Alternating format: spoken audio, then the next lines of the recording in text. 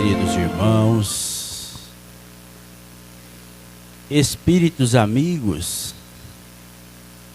encarnados e desencarnados que aqui nos encontramos nesta noite. Que a paz, que o amor, que a luz,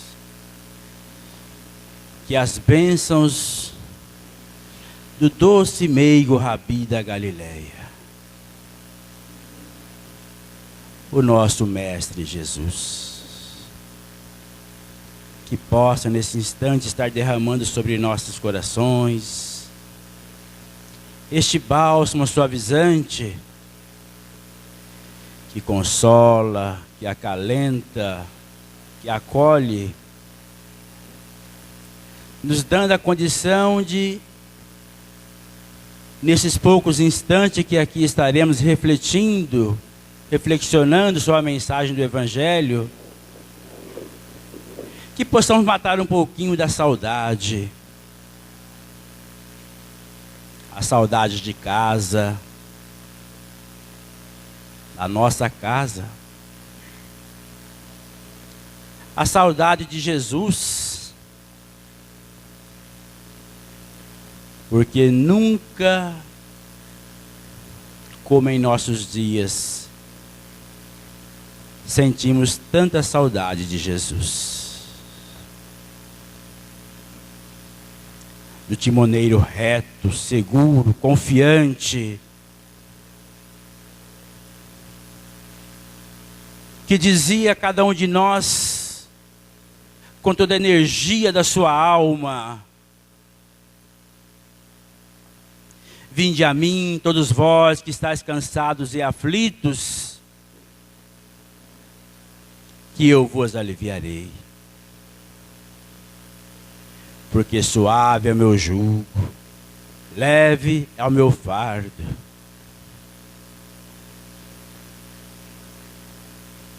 E eu vos asseguro que eu não vos deixarei órfãos. Retorno à casa do meu Pai, mas rogarei ao Pai que me permita preparar junto a mim um lugar para vós.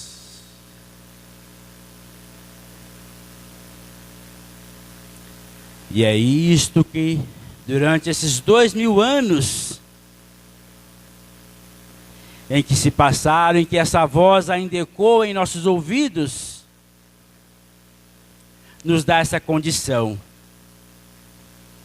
de aqui estarmos. Com todas as nossas dificuldades, com todas as nossas mazelas, com todas as nossas imprevidências, mas aqui estamos.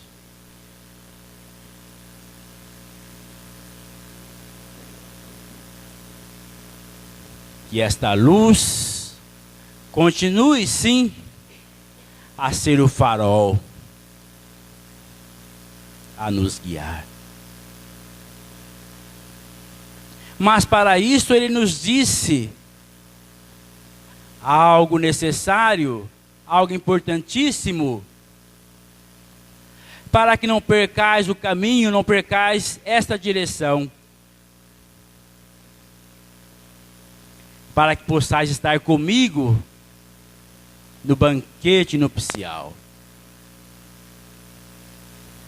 É o exercício da caridade. Ao ponto dele nos dizer que fora da caridade não há salvação. Fora da caridade em sentido espiritual, mais amplo, que a palavra nos permite, fora da caridade não há evolução, não há iluminação, não há burilamento,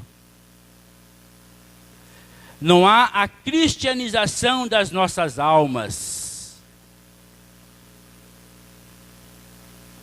Por isso ele não cansou de recomendar esse exercício constante de amor a nós mesmos, de amor ao próximo. E esta é a nossa reflexão da noite.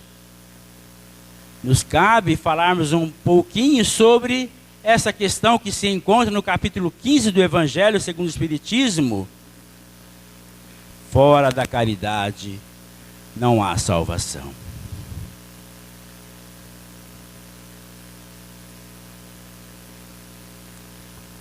Francisco de Assis, um espírito luminar, um espírito daqueles de primeira grandeza. Desde muito cedo, consciente, com a maturidade que caracteriza os espíritos que sabem para onde vão, que sabem o que querem, o que buscam, o porquê estão aqui. Desde cedo, já demonstrava em seu perfil, na sua personalidade, características de espiritualização. Renunciara aos prazeres terrenos, aos bens materiais, aquilo que entorpece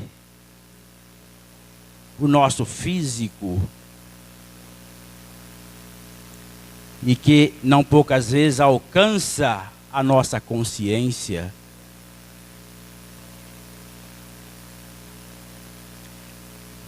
No auge da sua mediunidade, ele ouvira certa vez uma voz que lhe pareceu bastante familiar. E algo dentro dele dizia: é o Cristo, o Filho do Deus vivo, que fala comigo. E Jesus disse a ele: Francisco, restaure a minha igreja.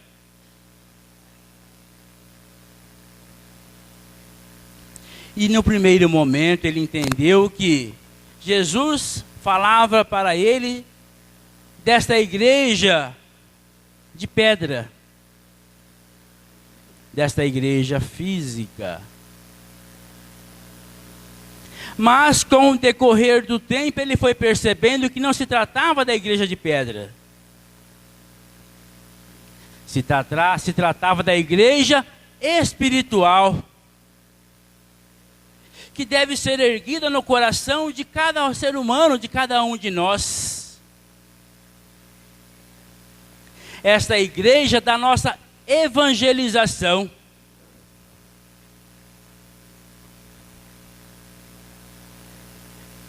E ele então sai ao trabalho por amor a Deus, primeiramente.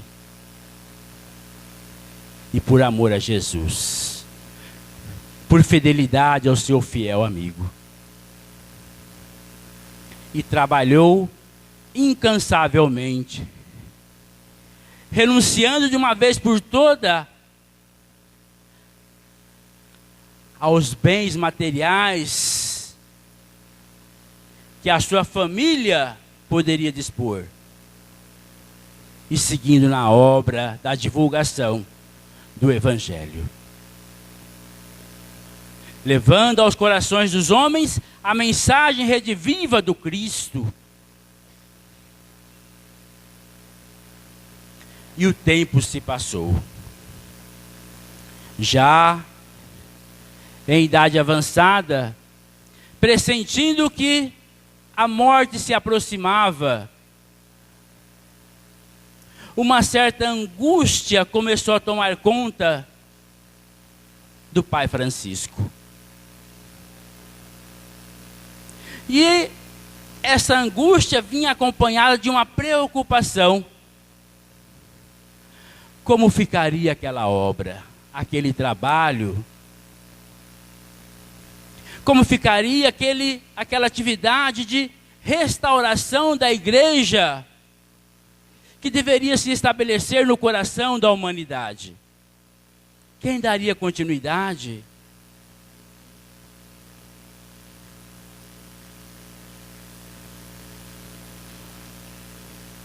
E diante daquela angústia, ele resolveu procurar uma grande amiga, a irmã Clarice. E viajou até aquele convento das irmãs claricianas para se confessar com a irmã Clarice. Chegou àquele convento, a procurou, passaram a conversar, e ele começou a dizer a ela, narrar a ela da sua angústia, da sua preocupação.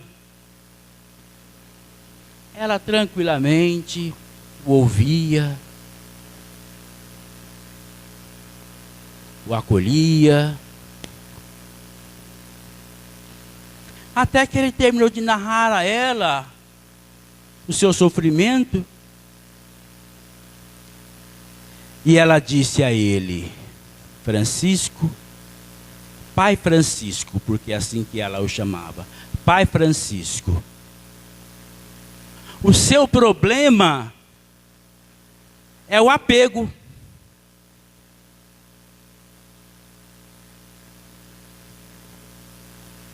Ele estranhou aquela fala. E os amigos que o acompanhavam também não entenderam aquela fala da irmã Clarice. Como assim, apego?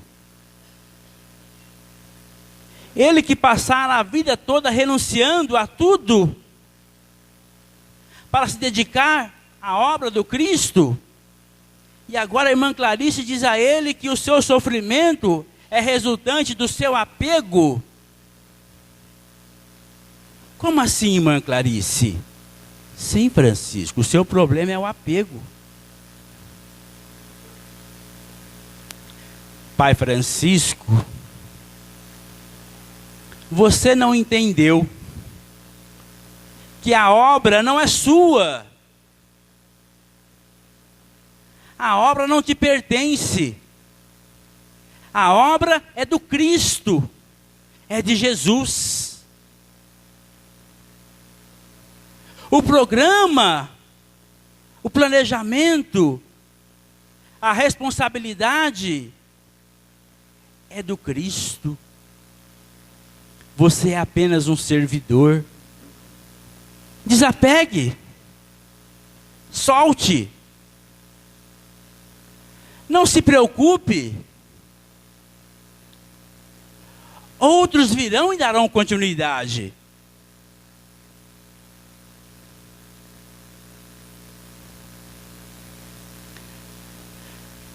Francisco parou, refletiu. E naquele instante,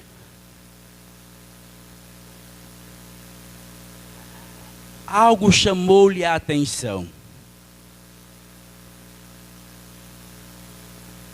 Aquela voz veio em sua mente novamente, dizendo a ele: Francisco,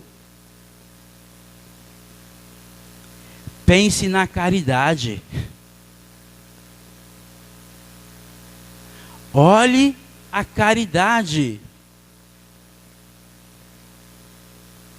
Fora da caridade não há salvação.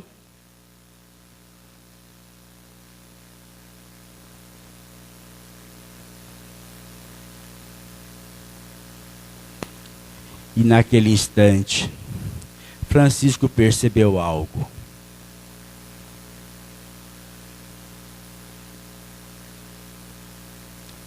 A caridade vai muito mais além. É algo que transcende o movimento daquilo que as nossas mãos conseguem pegar.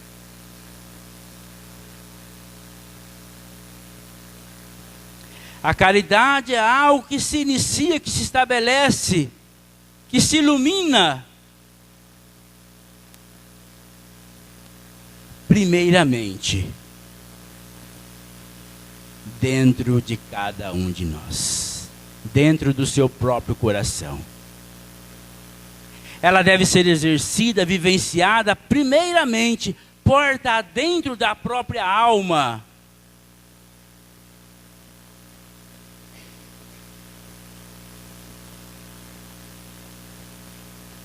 E aí, nos cabe nesse instante, lermos um texto que está no livro Vinha de Luz,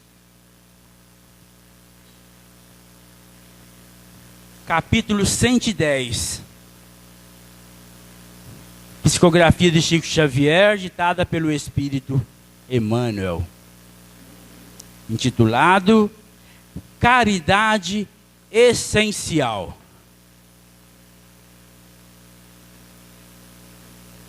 O que é a caridade essencial? Vamos ver o que o Emmanuel nos fala sobre isto. Ele faz uma reflexão parafraseando um texto do apóstolo João. E a caridade é esta: que andemos segundo os seus mandamentos. Este é o mandamento, como já desde o princípio ouviste, que andeis nele.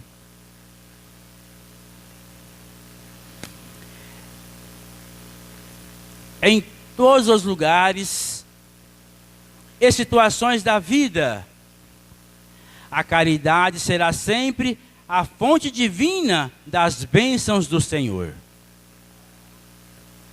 Quem dá o pão ao faminto e água ao sedento, remédio ao enfermo e luz ao ignorante, está colaborando na edificação do reino divino.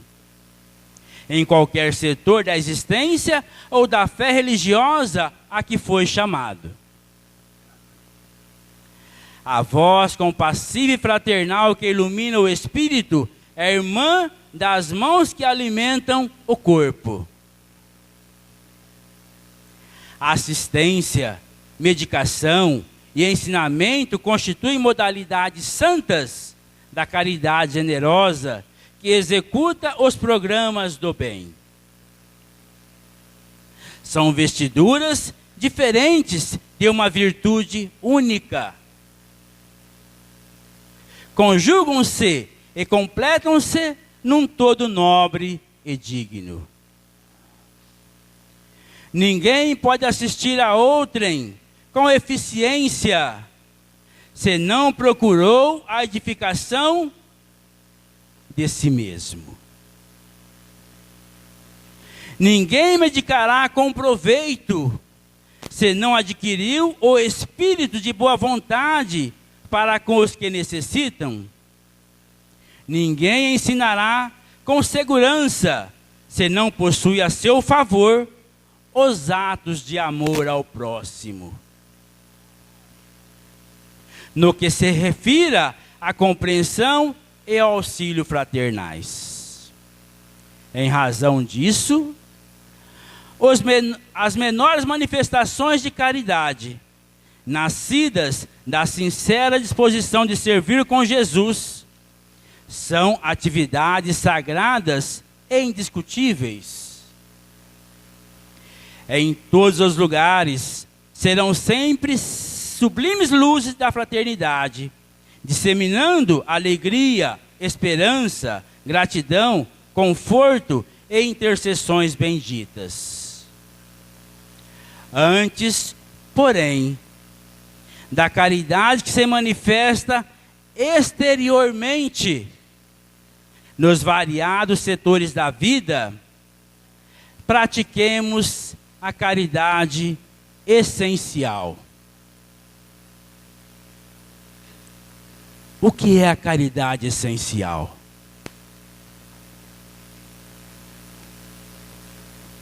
Sem o que não poderemos efetuar a edificação e a redenção de nós mesmos. A caridade essencial trata-se da caridade de pensarmos, falarmos, e agirmos segundo os ensinamentos do Divino Mestre. No Evangelho.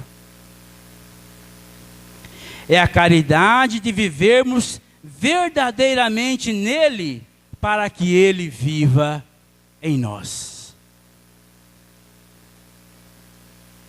Sem esta, poderemos levar a efeito grandes serviços externos, alcançar intercessões valiosas em nosso benefício, espalhar notáveis obras de pedra. Mas, dentro de nós mesmos, no instante do supremo testemunho na fé, estaremos vazios e desolados, na condição de mendigos da luz.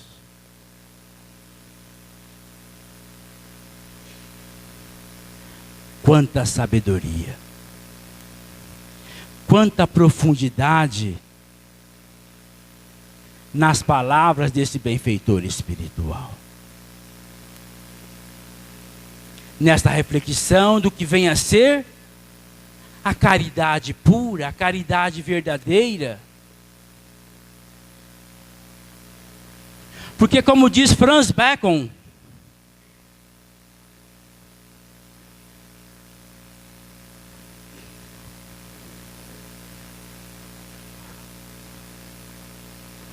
não são os homens bons que fazem a caridade, mas a caridade é que faz os homens bons.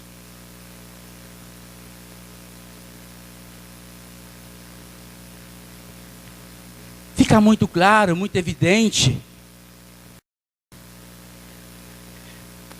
que é lógico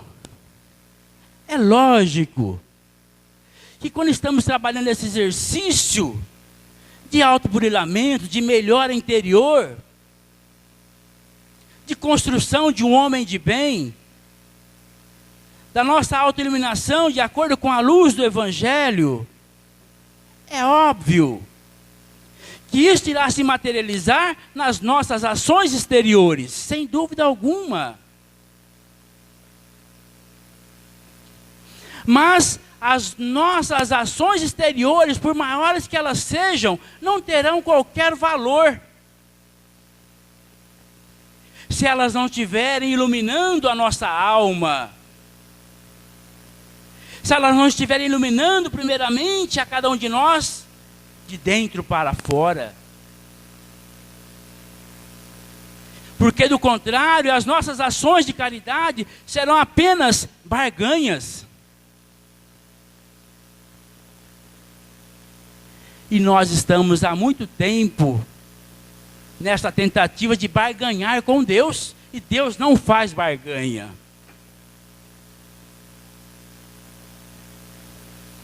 Eu dou um pão para que Deus me dê um pão. Deus não faz barganha. Não é essa a proposta do Cristo. Não é essa a proposta do Evangelho, em hipótese alguma. Isso são ilusões que o nosso ego cria para tentar enganar a si mesmo da necessidade desse esforço diuturno de cada dia.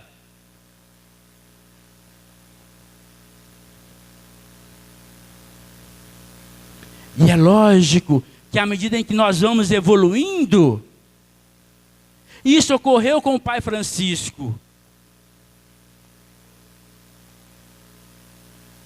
As nossas deficiências, como orgulho, egoísmo, vaidade, prepotência, ignorância, elas vão também ganhando um colorido mais refinado, mais sutil. Que às vezes a gente não percebe, a gente não se dá conta.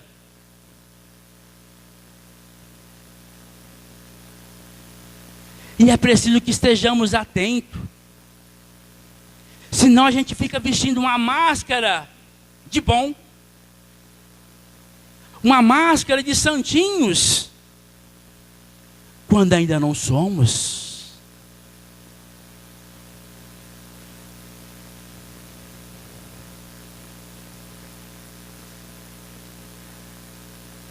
Há que termos a coragem, a sapiência, a sabedoria de olhar frente a frente para nós mesmos. Como eu penso, como eu falo, como eu ajo. No meu dia a dia, no meu cotidiano, na minha casa, no meu trabalho, no trânsito, no centro espírita.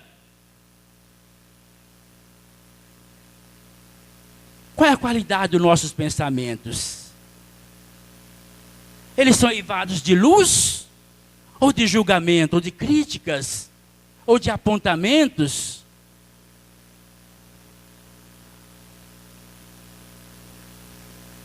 Ninguém pode me falar nada que eu já espinho. E aí? Será que já estamos nos iluminando? Como é a minha fala? É uma fala que acolhe, que compreende, que orienta? Ou é uma fala que agride?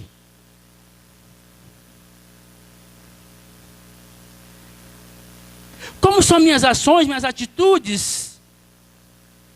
São comportamentos que divide, que compartilha, que soma? Ou apenas um controle, compartilhamento de controle para a satisfação dos nossos egos?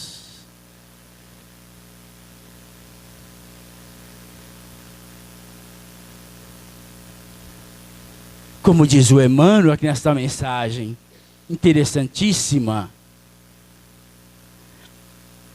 No instante do supremo testemunho, na fé, estaremos vazios e desolados, na condição de mendigos da luz.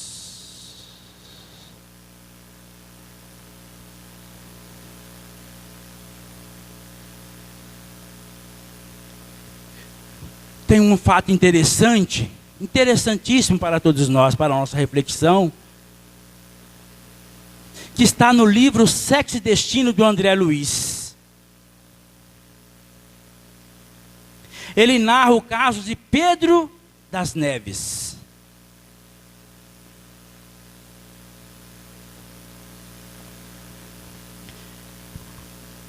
Pedro das Neves,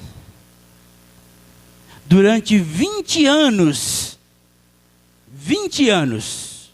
não foi um dia nem dois, durante 20 anos, na colônia espiritual Nosso Lar,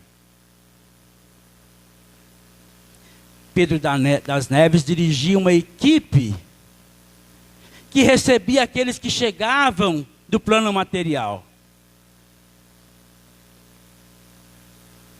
Era aquele que ia lá, acolhia, amparava, orientava, dialogava, acalmava,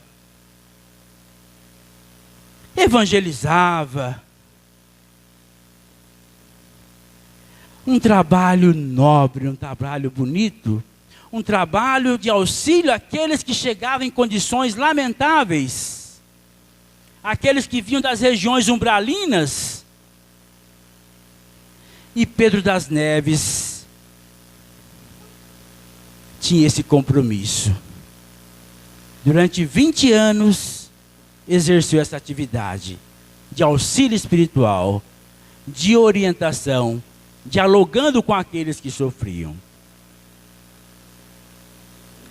Mas certo dia, Pedro das Neves, segundo narra André Luiz, se apresentou um pouco meio encabunhado, triste, angustiado. E aquilo preocupou a equipe que trabalhavam com ele. E coube a André Luiz a tarefa, o compromisso de verificar o que estava acontecendo com Pedro das Neves.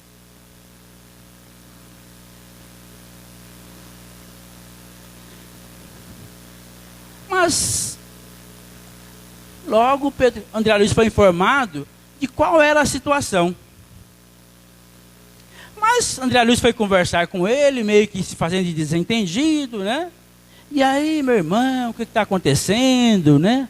Você quer conversar? Parece que você está meio triste, meio encravunhado, meio... Então, meu irmão, tô sim, tô... umas situações aí que está meio me incomodando, né? E André Luiz conversou um pouco ali com ele, mas como ele não quis falar, André Luiz também não forçou, né? Inteligentemente. Falou algumas palavras ali de orientação, para acalmá-lo. Deixou passar alguns dias e André Luiz voltou novamente a conversar com Pedro das Neves. E aí, meu irmão, como é que você está? Vamos falar daquela situação, você ainda está meio triste? Tá. André Luiz sentou do lado dele e disse assim, pois é, meu irmão, eu também, olha, eu não estou muito bem. Eu também estou passando por uma situação meio complicada. Sabe como é que é, né? A gente está aqui, a nossa família ficou lá na terra, né? E nos dão trabalho, não sei se nós damos trabalho para eles, se eles dão trabalho para nós, né? E aquilo foi na mosca, né? Quando o André Luiz falou assim, Pedro das Neves, pois é, meu irmão, eu também. Estou com um problema com a minha família, sabe o que é? A minha filha. Mas, o que está acontecendo, meu irmão? Sabe o que é? A minha filha está com câncer, já em fase terminal. Ela está prestes a desencarnar. E o meu genro muito cuidadoso com ela, mas ele arrumou uma amante. E colocou a amante dentro de casa. Ele vai lá no quarto, atende ela, dá medicação, tudo, e vai dormir no outro quarto com a amante sem que a minha filha saiba. Aí André Luiz propôs a ele o seguinte, meu irmão, por que nós então não montamos aqui uma equipe? Vamos até lá para ajudar então o seu genro. Porque a proposta era ajudar a filha de Pedro das Neves, mas não seria possível sem que ajudassem o genro. Que o problema era o genro. Sim, eu quero ir na equipe, vamos lá, tal. E se dirigiram então, foram até a casa da filha de Pedro das Neves. Chegando lá, se depararam com uma outra situação. O genro, já percebendo que já estava, né, prestes a ficar solteiro, viúvo, né, começou a se engraçar e não tinha apenas aquela amante. Ele começou a frequentar também algumas boates. E naquele instante ele estava então em um desses lugares. E a equipe espiritual então, junto com Pedro das Neves, foram até aquela boate para atender o genro do Pedro das Neves. E quando chegaram lá, o genro do Pedro das Neves estava lá enroscado no pescoço de uma mulher bonita. Naquele momento, o Pedro das Neves, quando viu aquela situação, aquele espírito tranquilo, orientador, manso, virou um vulcão. Partiu para cima do genro e foi uma luta de MMA. E pai, começou a bater no genro mesmo, né? É lógico que o genro, né, não percebia o que estava acontecendo, né? Pedro das Neves estava desencarnado, espírito. Mas o genro começou a sentir uma tontura, né? Aquele choque de energia, porque ele estava apanhando. Naquele instante, Do meio do salão, naquela boate, levantou-se uma senhora, um espírito de luz. Era o anjo guardião daquele lugar.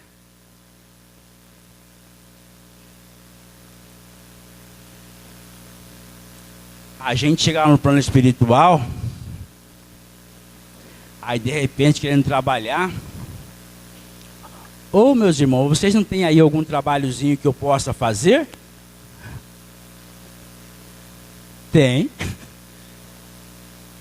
Um espírito de luz, anjo guardião daquela boate. Aquele espírito foi em direção a Pedro das Neves e tocou nele com toda a sua autoridade moral e disse a ele: meu irmão, o que é isto?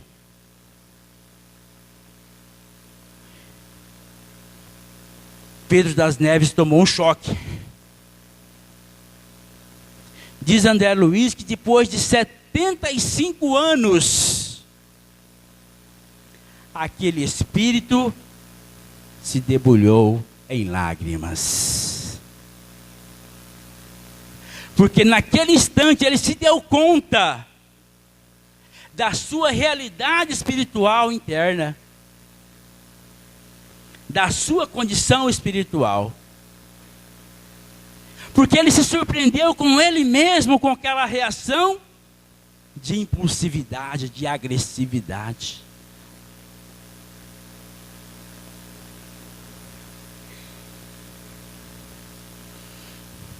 O restante da história, vocês leiam o livro Sexo e Destino, do André Luiz, que vocês vão saber o final dessa história. É belíssima.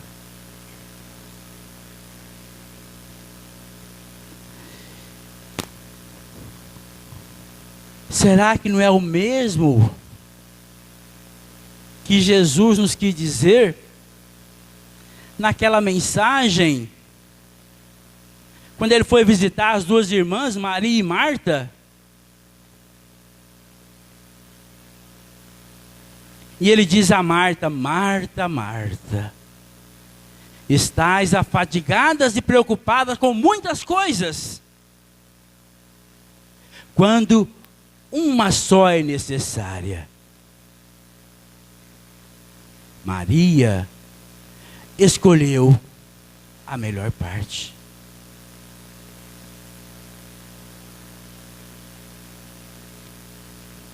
Imagine você receber fisicamente a presença do Cristo na sua casa e você ficar preocupado que você tem que varrer a casa, lavar, arrumar a cozinha, lavar a roupa. É as nossas preocupações do mundo, em que às vezes estamos fazendo, mas fazendo para fora, esquecendo do mais importante, que está aqui dentro.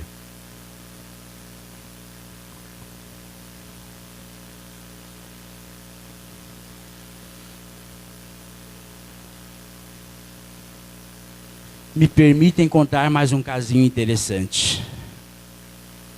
E aí voltamos à reflexão. Este caso, nós podemos dar nome concreto ao personagem, já que Pedro das Neves foi o nome que André Luiz criou para aquele personagem, que trabalhava afincoamente no exercício do amor ao próximo. Trata-se, este outro caso, de um homem chamado Frederico Figner.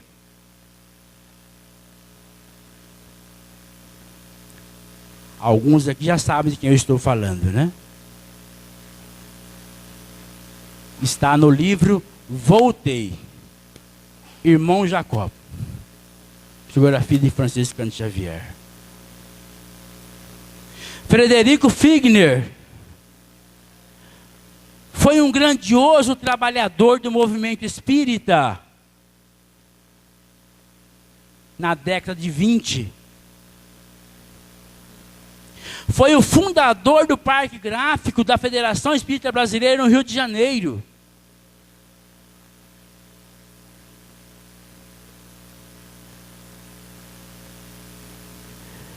Foi dirigente, foi presidente da Federação Espírita naquela época. Realizava um trabalho notável. Fruto da orientação de uma conversa que ele havia tido com o Senhor, que lhe deu o primeiro emprego quando ele chegou ao Brasil, aos 15 anos de idade. E foi trabalhar como vendedor de radiofone na cidade do Rio de Janeiro.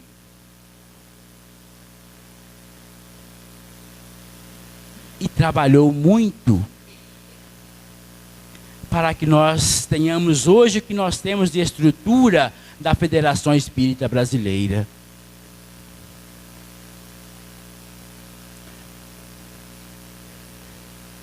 Como doutrinador espírita, trabalhou muitos anos. E nas reuniões mediúnicas que dirigia, ele tinha uma frase, onde ele sempre dizia aos espíritos: meu irmão, busque a sua luz.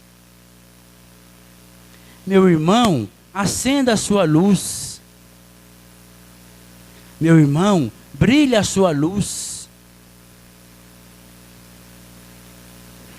E Frederico Figner desencarnou. Quando ele chegou no plano espiritual, sofreu o primeiro choque. Ele foi recebido por uma senhora que era uma daquelas que ele assistia. E ele viu aquela senhora que vem na direção dele, com toda aquela luminosidade, aquela luz. E ele olhou para ele e percebia que estava apagado.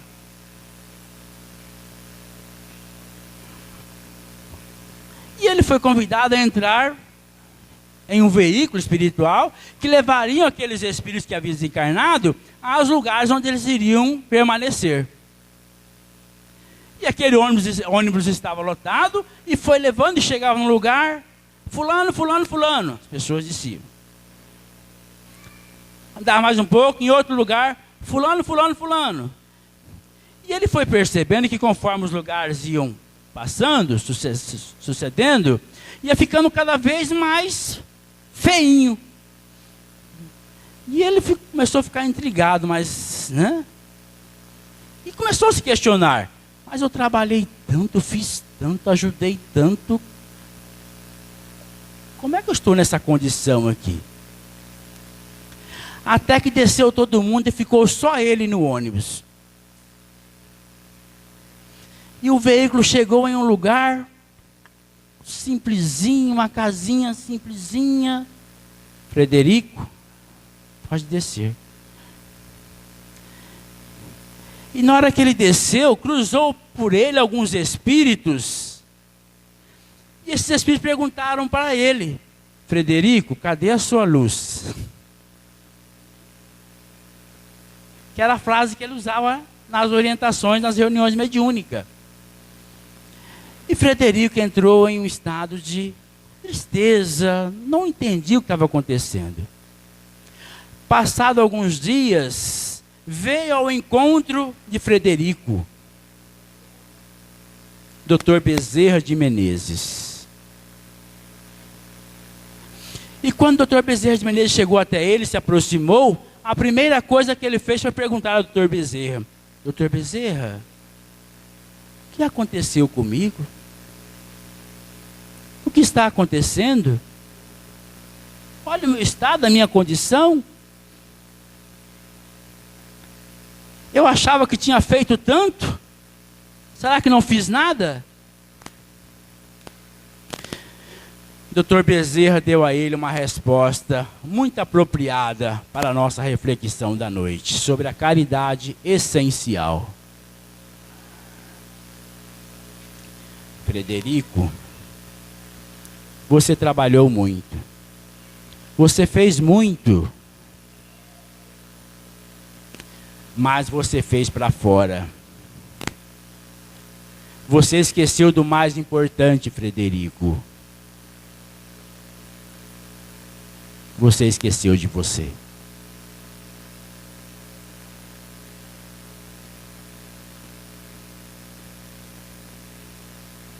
Ele não olhou para ele. Ele não olhou para o seu interior.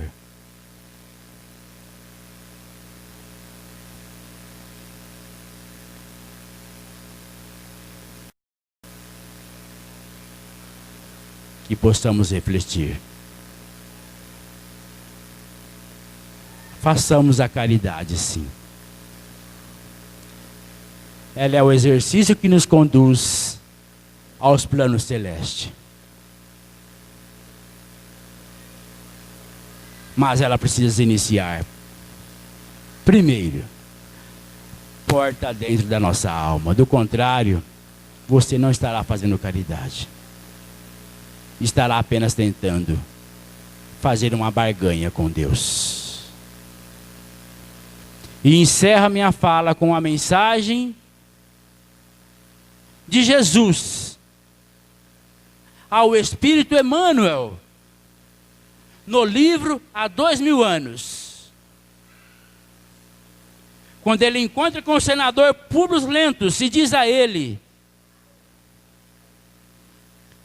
encontre neste momento um ponto de regeneração para o teu destino.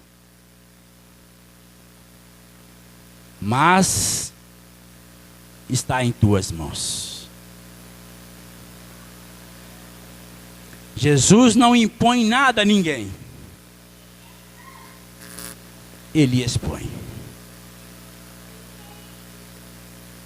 A proposta, o exercício, ele é de cada um de nós.